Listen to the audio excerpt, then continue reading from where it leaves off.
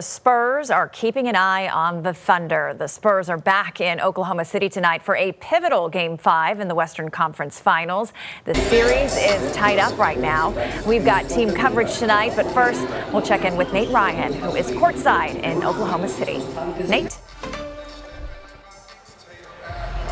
Yeah, Isis. Well, half of the NBA Finals are set. The New York Knicks busting out the brooms on the Cleveland Cavaliers last night. So the Knicks will now wait to see who they will draw in the final, either the San Antonio Spurs or Oklahoma City Thunder. A lot of Spurs fans want a rematch of the '99 Finals, but if San Antonio wants to book their ticket to the NBA Finals, they will have to win at least one game here at the Paycom Center in Oklahoma City, either tonight in Game 5 or on Saturday in a potential Game 7. But they should have their eyes set squarely on tonight. Game 5, oh so critical.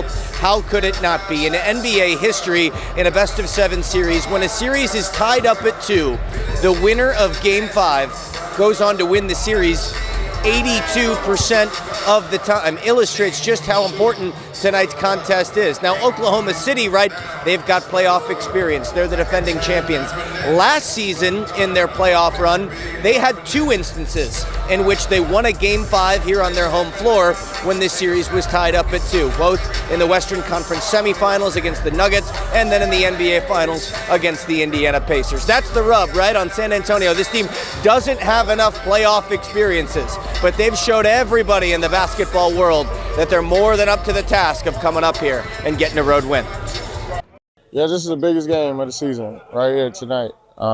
This game is important. It's 2-2. And, you know, it's going to be a dogfight. It's going to be tough. But I feel like we built for the moment, and we built for these times. And I feel like we'll show that tonight. Experience does not matter. Experience does not matter. We're here.